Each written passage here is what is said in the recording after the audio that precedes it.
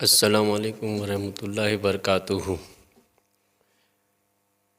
FKGN Islamic official YouTube channel میں آپ کا سواگت ہے۔ امید کرتا ہوں آپ سب لوگ خیریت سے ہوں گے۔ آج یہ ایک بڑا وواد چل رہا ہے اورنگزیب رحمۃ اللہ علیہ کے بارے میں، تو سوچا کہ چلو آج اس کے اوپر بھی اپنے ایک ریئیکشن ویڈیو بنا دیتے ہیں۔ اور اورنگزیب رحمۃ اللہ علیہ کیا صحیح، یہ لوگ جو اس کا ویرودھ کر رہے ہیں، کیا صحیح میں وہ ایسے تھے، ظالم بادشاہ تھے، ظالم حکمران تھے؟ کیا انہوں نے مندریں توڑے، مسجدیں بنائی مندر توڑ کر کے؟ تو چلیے اس کے اوپر مفتی سلمان اظہری صاحب کا ہم ریئیکشن والا ویڈیو لے کر کے آئے ہیں۔ سلمان اظہری صاحب کیا کہتے ہیں، چلیے اس کے اندر ہم لوگ دیکھتے ہیں اور سنتے ہیں اورنگزیب رحمۃ اللہ تعالیٰ علیہ کی شان کیا ہے اور وہ کیسے عدل و انصاف کرتے تھے۔ تو لوگ ہمارے ساتھ میں بنے رہیں گے انشاءاللہ، پورا ویڈیو دیکھیں گے تو یہ آپ کو سمجھ میں آئے گا۔ ویڈیو دیکھتے ہیں۔ عزیزان گرامی وقار، جس اورنگزیب عالمگیر کو یہ آج تاریخ میں توڑ مروڑ کر کے پیش کرتے ہیں، اس اورنگزیب مغل سلطنت کے آخری بادشاہوں میں تھے، عدل و انصاف کا وہ پیکر تھے۔ مشہور تاریخ ہے، آپ کے ایک گورنر نے بنارس میں ظلم شروع کر دیا تھا۔ وہ جسے چاہتا تھا قریب کرتا، جسے چاہتا تھا مارتا تھا۔ ان کا ایک بھیجا ہوا گورنر تھا، اورنگزیب دلی میں تھے، ایک پنڈت کی بیٹی کو اس نے پسند کر لیا تھا، گنگا کے کنارے رہنے والی۔ وہ بنارس کا جو گورنر تھا، اس نے پنڈت کی 17 سال کی بیٹی یا 18 سال کی قریب کی بیٹی تھی، اس کا حسن و جمال بہت زیادہ تھا، اس کے پیچھے پڑ گیا اور کہا کہ میں اس کو اپنے حرم کی کنیز بناؤں یا اپنے بیوی بنانا چاہتا ہوں۔ پنڈت سے بھی کہا اس کا مذہب الگ ہے، اس کا مذہب الگ ہے، یہ مسلمان ہے اور وہ ہندو ہے۔ یہ بات چلتی رہی، لیکن دبدبا اس کا تھا، گورنر تھا۔ شہر بنارس کی بات کر رہا ہوں، یہ تاریخ آج بھی موجود ہے میرے عزیز۔ لیکن اب اس پنڈت نے عاجزی کے ساتھ اپنی بیٹی سے کہا، بیٹا یہ لوگ بڑے لوگ ہیں، حکومت ان کے پاس ہے، تخت ان کے پاس ہے، بادشاہ بھی ان کا ہی ہے، سیدھے وہ جو کہہ رہا ہے مان لو، شادی کر لو اور اس کے ساتھ چلی جاؤ۔ وہ آلریڈی کئی شادیاں کر چکا تھا، لیکن اس کی بیٹی نے کہا مجھے نہیں لگتا کہ اسلام اتنا ہلکا ہے، میں چاہتی ہوں کہ یہ معاملہ بادشاہ کے پاس لے جاؤں۔ ادھر اس پنڈت نے اس گورنر سے کہا کہ ہمیں صرف 1 ہفتے کا وقت دے دو، ہم تیاری کریں گے، شادی کریں گے۔ اور اس کی بیٹی ایک مردانہ لباس پہن کر کے دلی پہنچ گئی۔ دلی اورنگزیب عالمگیر رحمۃ اللہ تعالی علیہ کا تخت خلافت تھا۔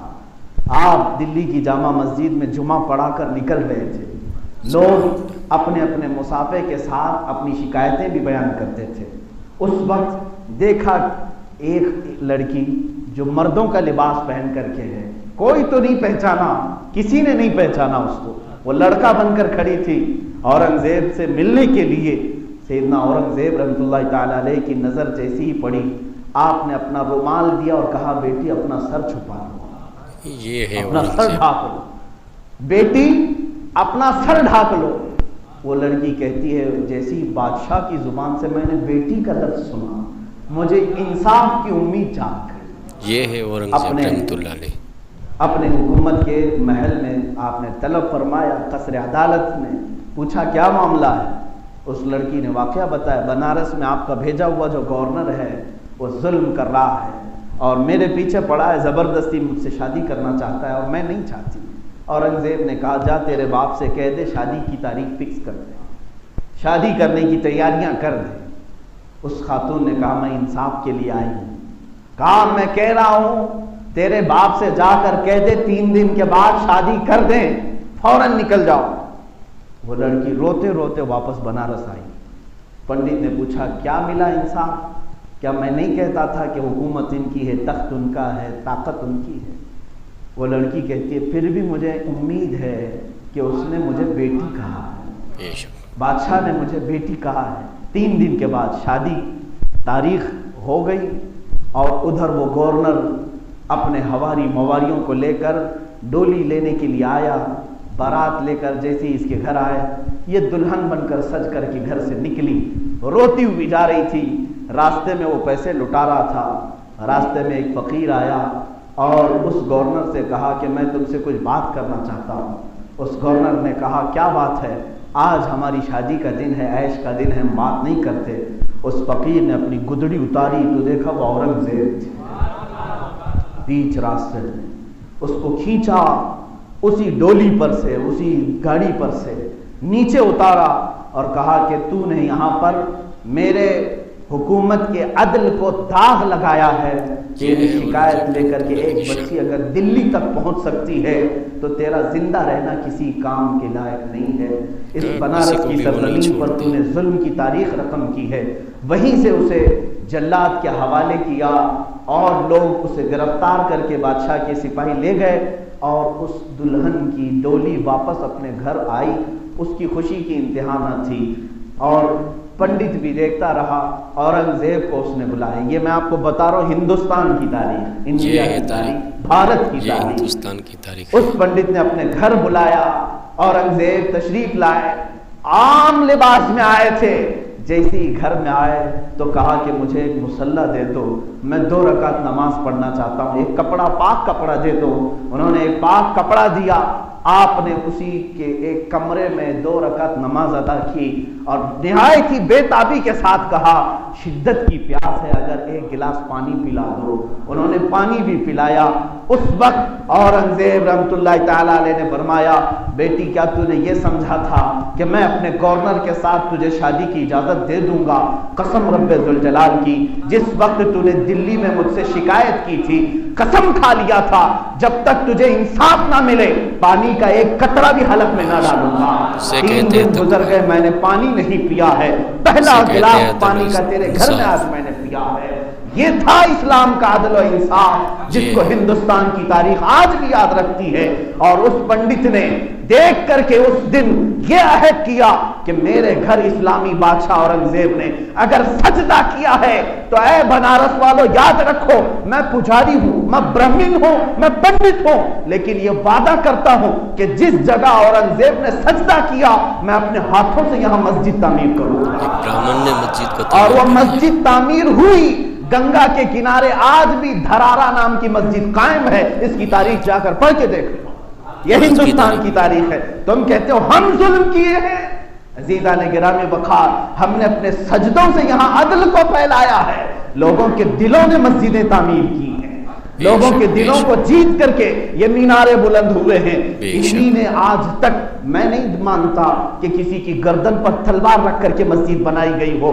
اگر ایسی مسجد کہیں بنی ہے تو اس مسجد میں کہاں کی روحانیت، کہاں کی روحانیت؟ ہم تو مسجدوں میں دلوں کی زور پر نہیں پھیلائے بھائی، دلوں کے قرار کے لیے آتے ہیں، محض کسی کے گھر کو تباہ کر کے۔ آپ کہتے ہو کسی کی جگہ پر قبضہ کر کے مسجد بنانا۔ مسائل شریعہ آج بھی کتابوں میں لکھے ہوئے موجود ہے۔ حنفی فقہ کی کتابیں اٹھاؤ، شافعی فقہ کی کتابیں اٹھاؤ، حنبلی مالکی فقہ کی کتابیں اٹھاؤ، سب فقہ کی کتابوں میں لکھا ہوا ہے اگر کسی کی زمین موجود ہے اور اس کی زمین کا ایک بالشت بھی مسجد میں آ گیا اور آپ نے تعمیر کی تو اس جگہ پر کسی کا سجدہ نہیں ہوگا۔ یہ ہے ہمارا یہ اسلام نے رکھا ہے۔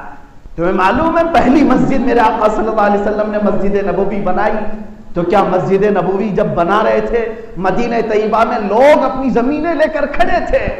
صحابہ نے کہا کہ ایک زمین بہت اچھی ہے، میرے آقا صلی اللہ علیہ وسلم کو پسند آئی، پوچھا کس کی ہے؟ کہا یہ 2 لڑکے ہیں ان کی زمین ہے۔ وہ دونوں صحابی تھے۔ حضور صلی اللہ علیہ وسلم سے عرض کیا کہ آقا اگر یہ مسجد کے لیے آپ قبول کرتے ہیں تو ہماری سعادت کی بات ہے، آپ قبول فرمائیں اور اس پر تعمیر کریں۔ اللہ کے نبی صلی اللہ تعالی علیہ وسلم نے فرمایا میں قبول تو کرتا ہوں مگر اس کی اجرت دے کر کے، اس کا معاوضہ دے کر کے، اور ان بچوں کو زمین کی قیمت ادا کی گئی اور اس قیمت کے ادا کرنے کے بعد مسجد نبوی میرے آقا نے تعمیر کی، جبکہ رسول کریم صلی اللہ علیہ وسلم کے لیے پوری زمین جہاں وہ چاہتے قدم رکھتے مسجد بن جاتی۔ حضور صلی اللہ تعالی علیہ وسلم نے بھی یہ ہمیں تعلیم دیا کہ کسی کی ایک بالشت جگہ پر بھی غیر قانونی تم مسجد نہیں تعمیر کر سکتے۔ ابھی ترکی کی جس مسجد کو لے کر کے پوری دنیا میں بوال ہوا، مسجد آیا صوفیہ کے متعلق، یہ پوری دنیا میں وبال مچائے ہوئے ہیں اور کئی سیکولر کیڑے ایسے ہیں جن کو یہ بات ہضم نہیں ہو رہی۔ کہ یہ مسجد کیسے بنا دیا انہوں نے، مسجد کیسے بنایا۔ تاریخ پڑھو ظالموں، تم صرف اور صرف انٹرنیٹ کی دنیا کے کیڑے بن کر رہ گئے، تمہیں تاریخ نہیں معلوم۔ یہ در حقیقت سلطان محمد فاتح رحمت اللہ تعالی علیہ، جو خلافت عثمانیہ کے ایک عظیم سلطان رہے، جنہوں نے قسطنطنیہ کو فتح کیا، اور میرے آقا صلی اللہ علیہ وسلم کی حدیث کی بشارت انہیں ملی ہے۔ حضور صلی اللہ علیہ وسلم نے فرمایا جو سب سے پہلے قسطنطنیہ فتح کرے گا وہ جنتی ہوگا۔ سلطان محمد فاتح نے قسطنطنیہ یعنی استنبول فتح کیا۔ اس وقت وہاں پر یہ آیا صوفیہ، ایک چرچ تھی جو پرانی چرچ تھی۔ ظاہر سی بات ہے جب حکومت آئی تو آپ نے ان لوگوں کو بلایا، عیسائیوں کو، پوچھا کیا تم یہاں قائم رہنا چاہتے ہو؟ کہا اب ہمارا یہاں کچھ ہے نہیں، ہم تو اپنے اپنے وطنوں میں جہاں ہمارے لیے خیر ہو ہم جا رہے ہیں۔ سب چھوڑ کر کے جا رہے تھے قسطنطنیہ کو۔ اس وقت یہ مرکزی جگہ تھی، تو انہوں نے کہا کہ ایک کام کرو، جو تمہاری چرچ تھی یہ میرے ہاتھوں بیچ دو۔ آج بھی چرچ بکتی ہے امریکہ میں، یورپ میں، کینیڈا میں، انگلینڈ میں، جا کر آپ دیکھیں آج بھی جب چرچ کے مینجمنٹ والے سنبھال نہیں پاتے تو وہ بولی لگاتے ہیں، اعلان کرتے ہیں کہ یہ چرچ بکائی جا رہی ہے، کوئی خریدنا چاہتا ہے تو خرید لے۔ کئی چرچ، آج کے زمانے کی بات کر رہا ہوں، آج بھی یہ اور بات ہے کہ ہندوستان میں یہاں پر تشدد زیادہ ہے، باہر ملکوں میں آج بھی وہ اپنی عبادت خانے بیچتے ہیں اگر ان کے اوپر بوجھ ہو جائے تو، لیکن مسجد ہم بیچ نہیں سکتے۔ بے شک وہاں پر عیسائیوں نے سلطان محمد فاتح کے نام پر وہ چرچ کو فروخت کیا، بیچا، اور اس کے جو سیل ڈیڈ ہے وہ آج تک موجود ہے، ثبوت بھی ہے۔ جو سلطان محمد فاتح نے خریدا وہ آج تک موجود ہے، اس کے دستاویزات ہیں ترکی کے پاس۔ یہ 15ویں صدی کی بات تھی، 15ویں صدی سے لے کر 1921 تک، تقریباً یوں سمجھ لیں 500 سال کے قریب وہ مسجد تھی، اس کو تعمیر کیا، مینار بنائے، نمازیں ہوئی، قرآن پڑھا گیا، خلافت عثمانیہ کو ختم کیا گیا 1921 کے قریب میں۔ اس کے بعد ان کے در کا ایک کتا لا کر کے انہوں نے ترکی پر بٹھایا، جس کا نام مصطفیٰ کمال بادشاہ تھا۔ نام تو بڑا اچھا ہے لیکن وہ تھا منافق، یہودی۔ اس کو ترکی کا بادشاہ بنا کر کے رکھا، 11 سال کے اندر اس نے سیکولرزم کا نام لے کر ساری مسجدوں سے اذانوں کو بند کیا، اور اس نے قرآن کی لینگویج کو تبدیل کر دیا، کہا کہ عربی میں کوئی پڑھ نہیں سکتا۔ ترکی میں اس نے اتنا سیکولرزم کے نام پر ظلم کیا، اور اس کے بعد یہ پابندی لگائی کہ جس کو قرآن پڑھنا ہوگا وہ ترکش لینگویج میں پڑھے گا۔ حجاب کو ختم، مدارس اسلامیہ نہیں چلیں گے، کہیں پر بھی مذہب کے نام پر کوئی بھی مدرسہ نہیں چل سکتا، علماء کو بند کیا گیا، قید کیا گیا۔ 11 سال یہ ننگا ناچ ناچا گیا ترکی میں، اور پورے اسلام کو ختم کرنے کی پوری طرح سے کوشش کی۔ اسی زمانے میں اسی مصطفیٰ کمال بادشاہ، جس کو اتا ترک بھی کہتے ہیں، اس نے ہی یہ 500 سال سے موجود جو مسجد تھی، سلطان محمد فاتح نے جس کو خرید کر کے مسجد بنایا تھا، اس ظالم نے اس کو بدل کر کے میوزیم کر دیا۔ کہا کہ یہ مسجد نہیں رہے گی، یہاں اذان نہیں ہوں گی، کچھ بھی نہیں، ہاں اس کو میوزیم بناتے ہیں، بہت پرانی ہے، 2000 سال پرانی ہے، تو اس کو میوزیم بناتے ہیں، لوگ آئیں گے دیکھیں گے۔ وہاں سب آتے تھے، سیاح، ہر قسم کے لوگ آتے تھے جوتے پہن کر کے۔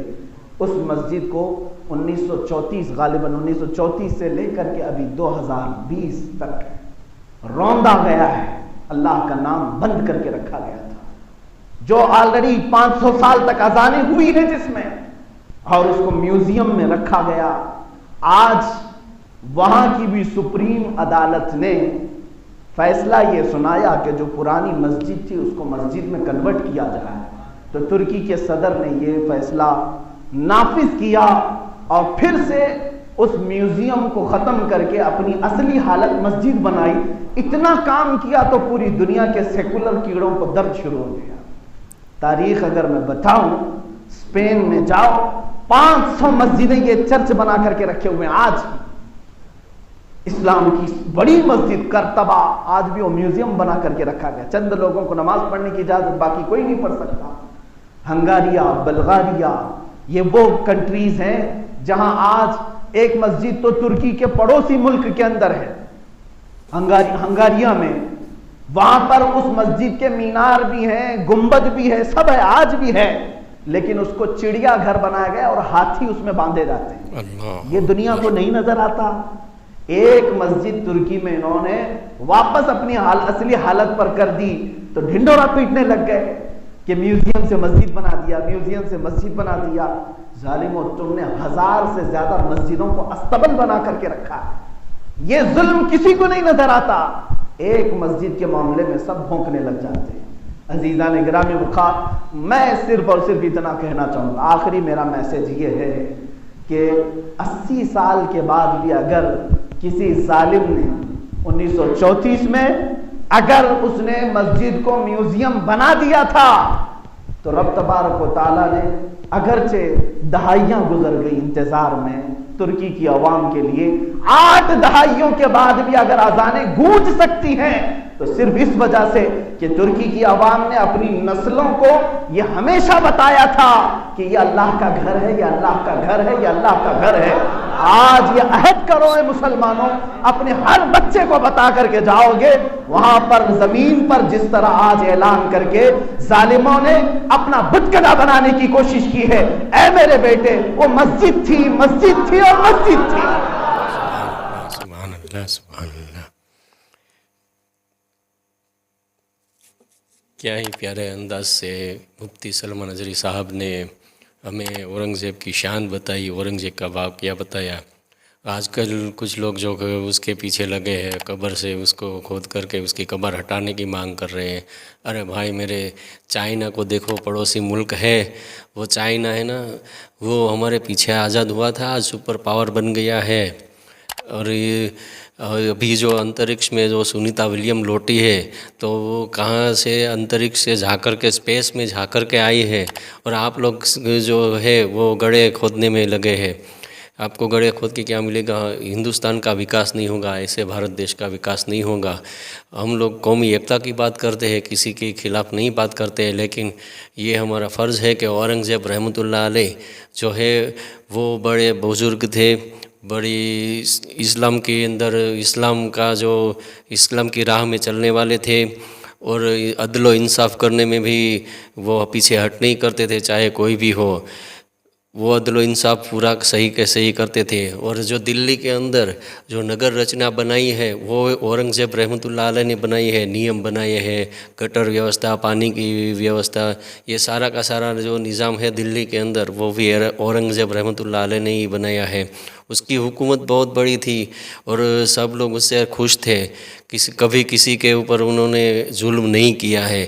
یہ واقعہ آپ نے جو سنا برہمن لڑکی کا، ایسے تو بہت سارے واقعے ہیں اورنگزیب کی شان بیان کرنے میں، تو کیا ہے کہ لیکن یہ کچھ لوگ آج اس کو بدنام کرنے میں لگے ہیں، تو اس کے حساب سے آج میں نے یہ ریئیکشن والا ویڈیو بنایا۔ اور مفتی سلمان اظہری صاحب کا وہ پیارا طریقہ رہتا ہے لوگوں کو سمجھانے کا، تو اس کے لیے آج میں نے مفتی سلمان اظہری صاحب کا یہ ویڈیو جو ہے وہ ریئیکشن کے اندر شامل کیا ہے۔